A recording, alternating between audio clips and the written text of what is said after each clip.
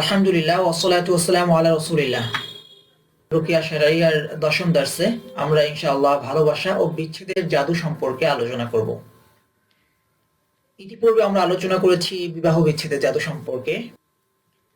এই দর্সে আমরা আলোচনা করব ইনশাআল্লাহ ভালোবাসা তৈরির জাদু, ভালোবাসার জাদু বা তাওলিয়া কেন করা হয়, ভালোবাসার জাদুর মন্দ প্রভাব, সম্পর্ক ছিন্ন করা জাদু, সম্পর্ক ছিন্ন করার জাদুর কিছু লক্ষণ, কিছু পরামর্শ। আসলে ভালোবাসা সৃষ্টির জন্য যে জাদু করা হয় সেটাকে আরবিতে বলা হয় তাওলিয়া। এই তদবির বা জাদুকে হাদিসে তাওলিয়া বলা হয়েছে। রাসূল সাল্লাল্লাহু আলাইহি ওয়াসাল্লাম স্পষ্টভাবেই তাওলিয়াকে শিরক বলেছেন। রাসূল সাল্লাল্লাহু আলাইহি ওয়াসাল্লাম বলেছেন, নিঃসন্দেহে অবৈধ রুকিয়া, তাবিজ এবং তাওলিয়া শিরক। ইন্নার রুকা ওয়াত তামাইমা ওয়াত তাওলিয়াতা শিরকুন। ইন্নার রুকা ওয়াত তামাইমা ওয়াত তাওলিয়াতা শিরকুন। তাবিজ বলতে অবশ্যই সেই তাবিজ যে তাবিজে কোরআন হাদিস সুস্পষ্ট ভাষায় লেখা নেই, এবং রুকিয়া বলতে অবৈধ রুকিয়া যেটা জাহিলিয়াতে প্রচলিত ছিল। আর তাওলিয়াকে কোনো ধরনের শর্ত ছাড়া তাওলিয়া শিরক। ভালোবাসার সৃষ্টি যে জাদু করা হয় এটা শিরক। ভালোবাসার জাদু বা তাওলিয়া কেন করা হয়? তো আসলে এই জাদু জিনিসটা তো একটা রুচি বিকৃতির কারণ বা লক্ষণ। তো এটা কেউ পজিটিভলি করে আর কেউ নেগেটিভলি করে। পজিটিভলি বলছে দিক থেকে সেটা বিবাহিত স্ত্রী, স্বামী তাকে জাদু করছে যেন তাকে ছাড়া কাউকে কল্পনা করতে সে না পারে। মা তার সন্তানকেও জাদু করে কেন? যেন সে তার স্ত্রীকে মা থেকে বেশি ভালো না বাসে। বহুত ক্ষেত্রে দেখা যায় যে মা তার সন্তানকে জাদু করছে, প্রভাবিত হচ্ছে। তো এই জন্য কেউ পজিটিভলি করে কেউ নেগেটিভলি করে, কিন্তু জাদু তো জাদুই, তার কোনো পজিটিভ সাইড থাকতে পারে না। যেমন কিছু জাস্ট রুচি বিকৃতির কিছু লক্ষণ এখানে আমরা উল্লেখ করেছি। প্রিয়জনের কাছে অস্বাভাবিক ধরনের ভালোবাসা পেতে চাওয়া, মানে বিয়ের শুরুতে এক ধরনের রোমান্টিক একটা মানসিকতা থাকে, তো অস্বাভাবিক ধরনের রোমান্স তার কাছে প্রত্যাশা করছে।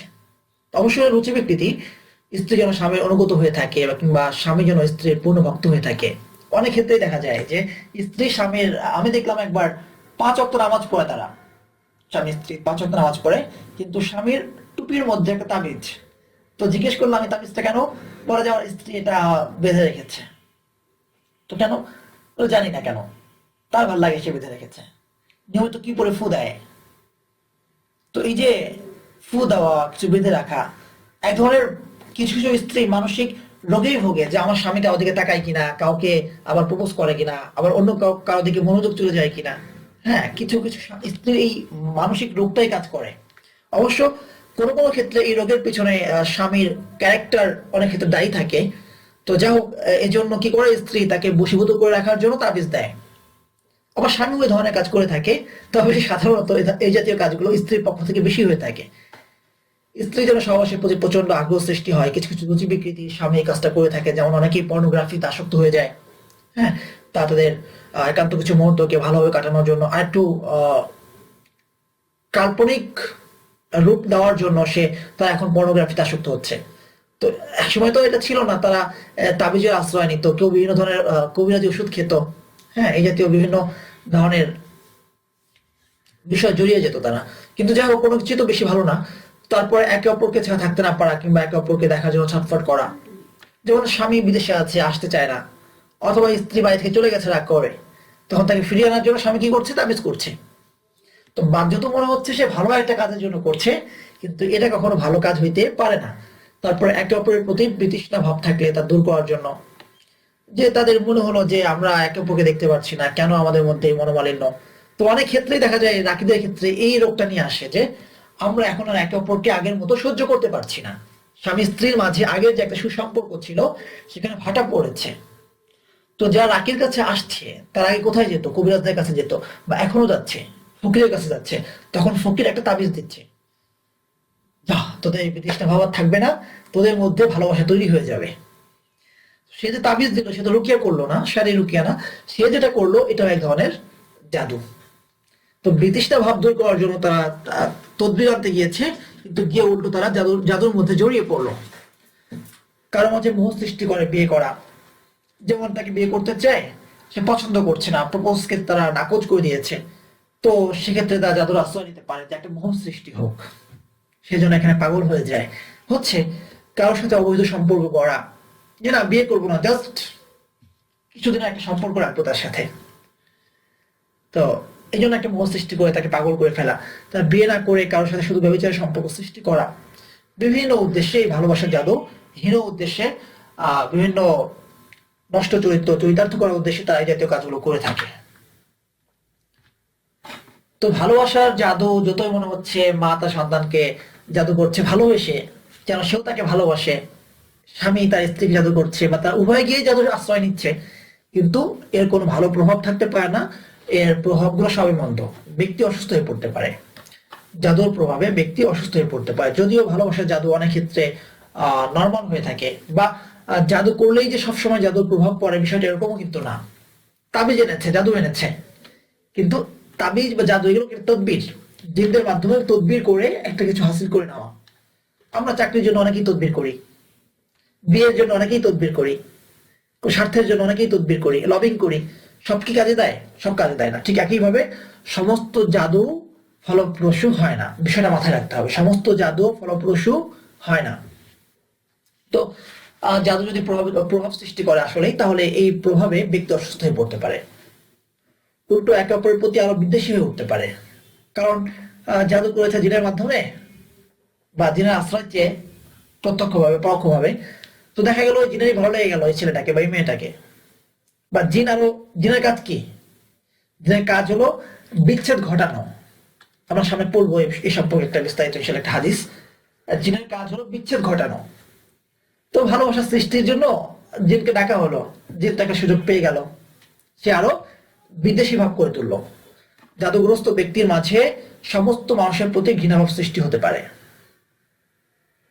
এটা একটা লক্ষণ হতে পারে। তো এইভাবে বিভিন্ন ধরনের মন্দ প্রভাব সৃষ্টি হতে পারে।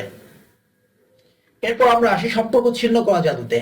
রাসূল সাল্লাল্লাহু আলাইহি ওয়াসাল্লাম বলেন, একটা হাদিস আছে যে ইবলিস তার সিংহাসন পানির উপর স্থাপন করেছে, সে তার দলবলকে বিভিন্ন দায়িত্ব দিয়ে পাঠিয়েছে। জাস্ট একটা চিত্র লক্ষ্য করুন। একজন ফিরে এসে বলে আমি এটা ওটা করেছি, ইবলিস বলে তুই তো কিছুই করিসনি। আরেকজন এসে বলে আমি ততক্ষণ তাকে ছাড়িনি যতক্ষণ না তার আর তার স্ত্রীর মাঝে বিচ্ছেদ ঘটিয়েছি। ইবলিস বলে এই তো কাদের কাজ করেছিস, বাপকা বেটা। তারপর তাকে তার নিকট স্থান দেয়। জাবের রাদিয়াল্লাহু তাআলা আনহু বর্ণিত হাদিসটি মুসলিম রাহিমাহুল্লাহ বর্ণনা করেছেন। আমরা এই হাদিসটি পাই সহিহুল মুসলিমে। সুতরাং একদম সহিহ একটি হাদিস, যে শয়তানের কাজ হলো বিচ্ছেদ সৃষ্টি করা। শয়তানের কাজ কি? বিচ্ছেদ সৃষ্টি করা, ফিতনা ফাসাদ তৈরি করা। কারণ বিচ্ছেদ হলে ফিতনা ফাসাদ হয়, গন্ডগোল হয়। উদাহরণস্বরূপ আমরা বলতে পারি আল্লাহ সুবহানাহু ওয়া তাআলা আমাদেরকে হেফাজত করুন, এই যে তাবলীগের মাধ্যমে কত মানুষ দিনের পথে এসেছে।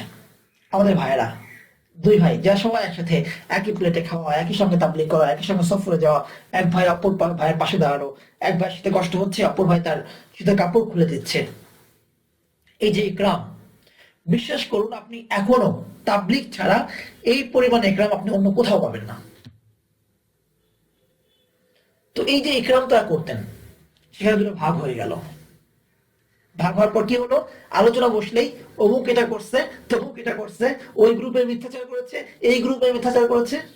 নিঃসন্দেহে আমাদের মুরব্বীরা এই কথাগুলো বলেন না বা এই কাজগুলো করেন না, কিন্তু যখন আমার মধ্যে কার প্রতি বিদ্বেষ ভাব তৈরি হয়ে যাবে, তখন হাজারটা গুনাহের পথ খুলে যাবে, হাজারটা মিথ্যার পথ খুলে যাবে, বিদ্বেষ তৈরি হবে, গীবত তৈরি হবে, মিথ্যা কথা আসবে, পাপাচার তৈরি হয়ে যাবে, মারামারি বাঁধবে, কাটাকাটি হবে, রক্তপাত হবে, হত্যা পর্যন্ত হয়ে যেতে পারে। আমরা লক্ষ্য করেছি বিষয়গুলো। শুধুমাত্র উদাহরণ দেওয়ার জন্য আমি তাবলীগের বিষয়টাকে সামনে আনলাম। প্রতিটা ক্ষেত্রে একই বিষয় ঘটে ভাই, প্রতিটা ক্ষেত্রে। সুতরাং এই যে সম্পর্ক ছিন্ন করা, এটা শয়তানের একটা বিশেষ লক্ষ্য। আর এই সম্পর্ক ছিন্ন করা জাদুর প্রভাবও বেশি। আর এই জাদুর কথাই আল্লাহ সুবহানাহু ওয়া তাআলা সূরা বাকারার 102 নম্বর আয়াতে বলেছেন।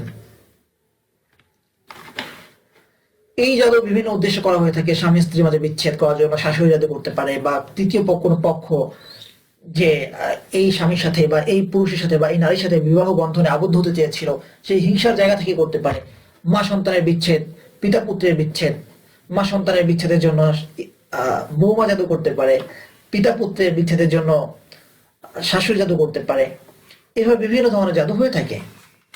ভাইয়া ভাইয়া সম্পর্ক ছেদ করা, তারপরে বন্ধুতে বন্ধুতে দ্বন্দ্ব, পার্টনার পার্টনার বিভেদ ইত্যাদি বিভিন্ন কারণে, বিভিন্ন উদ্দেশ্যে, বিভিন্ন দিক থেকে বিভিন্ন মানুষ যার যার স্বার্থের জন্য এই জাদুগুলো করতে পারে। যদি সম্পর্ক ছিন্ন করা জাদুর সম্মুখীন আমি হয়েছি কিনা বা এই জাদু আমাকে প্রভাবিত করেছে কিনা তার কিছু লক্ষণ রয়েছে। হঠাৎ করে ভালোবাসা থেকে সবই কেমন যেন বিদ্বেষের রূপ নেওয়া, উভয়ের মাঝে সন্দেহ প্রবণতা বেড়ে যাওয়া, ছোট ছোট বিরোধের কারণগুলো বেশ বড় করে দেখা, স্বামী স্ত্রী পরস্পরের চেহারা একে অপরের চোখে বদলে যাওয়া, একজন যে কাজটা করে আরেকজনের সেটা অকারণেই অপছন্দ লাগে, সব সময় ভালো কিন্তু যেই সঙ্গীর কাছে আসে সেই তার মনটা বিগড়ে যায়, খিটখিটে হয়ে যায়। অফিসে ভালো, সমাজে ভালো, সবার সাথে ভালো, পরিবারে আসলে এই চেহারাটা অন্যরকম, এখন দেখা যায় আরেক চরিত্র, আরেক রূপ। তো এই যে হুট করে বদলে যাওয়া, তো মনে হতে পারে যে যে মানুষটা আগে এত ভালো সম্পর্ক ছিল, এত কিছু ছিল, হুট করে এমন কেন হয়ে গেল। এটাও নানা কারণে হতে পারে। দেখা যায় যে এটা হয় কখনো পরকীয়া জড়িয়ে গেছে, হতে পারে। আবার জাদুর কারণেও হতে পারে। দেখা যায় একটা বিয়ে করেছে, তো আরেকটা বিয়ে করলো কেন, কারণ সে নতুন একজন স্ত্রী চায়, সে বিয়ে করেছে। তো আগের স্ত্রীও তো তাকে ভালোবাসতো বা আগের স্ত্রীর সাথেও তার ভালোবাসার সম্পর্ক ছিল, এখন নেই কেন। হতে পারে নতুন স্ত্রী বা নতুন তার সতীন জাদু করেছে। আবার এও হতে পারে সেই মহিষী আগের জনকে ভুলে গেছে। আমরা যেমন এই কথা বলি, এটা যেমন সত্য কথা যে এদেশে একাধিক বিয়ের কারণে বিয়ের পরে আর স্বামী দুয়ের মাঝে ইনসাফ করে না। অনেকেই করে না, অনেকেই করে, কেউ কেউ করে, ইনসাফ করে, কিন্তু সাধারণত দেখা যায় যে এই দেশে বিয়ের পরে ইনসাফটা করছে না। তো যার জন্য আমরা বলছি যে একাধিক বিয়ে করা যাবে না। তো ইনসাফ করছে না কেন, এর কারণ আমাদের খুঁজতে হবে। এর কারণ এটা যেমন যে স্ত্রী বা স্বামী একদিকে ঝুঁকে যাচ্ছে, আবার এও তো কারণ হতে পারে যখন দ্বিতীয় স্ত্রীকে বিয়ে করা হয়েছে, প্রথম স্ত্রী তার বিরুদ্ধে মামলা করেছে, তার গায়ে হাত তুলেছে, গন্ডগোল করেছে, ঝগড়া বিবাদ করেছে, মন উঠে গেছে। তো এই বিষয়গুলো আমাদেরকে বোঝা চাই যে এই যে বিচ্ছেদটা হচ্ছে কেন হচ্ছে। একজন নারী সে অসহায় অবস্থায় থাকবে, এটা কি ইসলামী সমাজ কখনো মেনে নেয়? তার বাবা নাই, তার স্বামী নাই, এটা তো হইতে পারে না। এক জায়গা থেকে বিচ্ছেদ হয়েছে, আরেক জায়গায় সে বিবাহ বন্ধনে আবদ্ধ হবে। এখন স্ত্রী সে মেনে নিচ্ছে না তার স্বামী দ্বিতীয় বিয়ে করুক, তাহলে তার স্বামী কেন মেনে নেবে সে একজন সাইয়িবা বা একজন সে কুমারী মেয়েকে, অকুমারী মেয়েকে বিয়ে করতে সে কেন রাজি হবে? ডিভোর্সি মেয়েকে সে কেন বিয়ে করবে? সে তখনই রাজি হতে পারে যে আমি একজন মেয়ের পাশে দাঁড়িয়েছি, তো তাকেও তো এই মানসিকতা রাখতে হবে যে আমি আরেকজন মেয়ের পাশেও দাঁড়াবো। এই স্ত্রী যদি আরেকজন মেয়ের পাশে দাঁড়াতে না চায় তাহলে আমি কেন তার পাশে দাঁড়াবো? ঠিক আছে? তো এই যে সহযোগিতার যে মানসিকতা সেটা আজকে আমাদের মধ্যে নাই। গায়ত্রে ভালো, কিন্তু এই মানসিকতাটাও থাকা চাই যে আজকে ডিভোর্সের সংখ্যা বাড়ছে, কেন বাড়ছে? ইসলামী শাসন নাই। তো এই যে একটা নারীকে একটা সেলাই মেশিন কিনে দেওয়া, কাজের সামান্য ব্যবস্থা করে দেওয়া, এটাই কি একমাত্র সমাধান?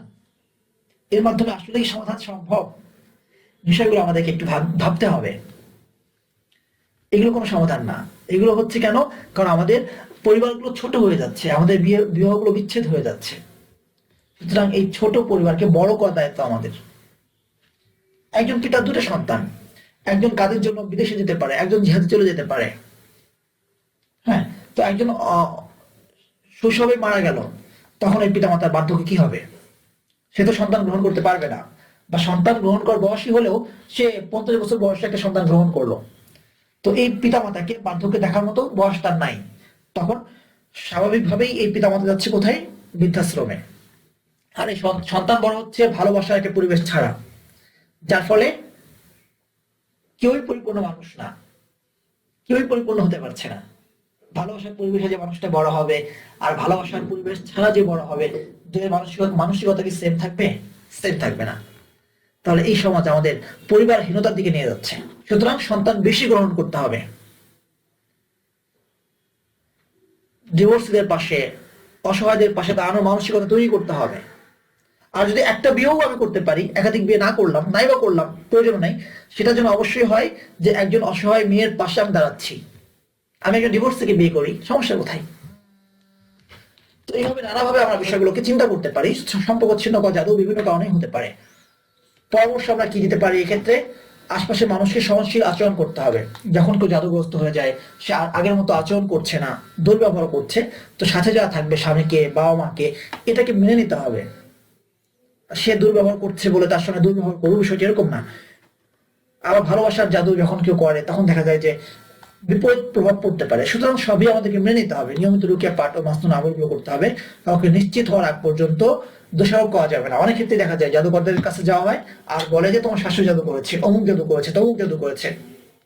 এই জাদুকররা যে জিনদের আশ্রয় কাজগুলো করে, এদের লক্ষ্যই তো মানুষে মানুষে বিভেদ সৃষ্টি করা। আর সেই পথটা আমি করে দিলাম, কারণ তার কথাকে আমি বিশ্বাস করলাম। সে আমাকে বলেছে তোমার অমুক বন্ধু, অমুক পার্টনার তোমাকে জাদু করেছে, আমি বিশ্বাস করে নিয়েছি, হ্যাঁ সে তো করতে পারে, তার এই সাধ্য আছে। কিন্তু না, এই কথা শুনে আমি তাকে বিশ্বাস করবো না যতক্ষণ না হাতে নাতে তাকে আমি দেখবো সে জাদু করছে, সে আমার ঘরে এসে অমুক জিনিস পুঁতেছে। আমি দেখার আগ পর্যন্ত কোনো কবিরাজের কথা, কারো কথাকে বিশ্বাস করব না। আমি জাস্ট সন্দেহপূর্ণ মানুষ হিসাবে তাকে আমি অ্যাভয়েড করতে পারি, তাকে এড়িয়ে চলবো, এবং অবশ্যই এড়িয়ে চলবো।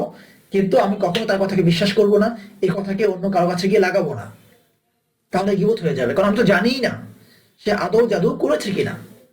হতে পারে অন্য কেউ করেছে, হতে পারে সরাসরি জিনে জাদুর সম্মুখীন আমি হয়েছি। তো এইভাবে নানাবিধ কারণেই জাদু করা হয়ে থাকে। তো এই দার্স এতটুকুই। আসসালামু আলাইকুম ওয়া রাহমাতুল্লাহি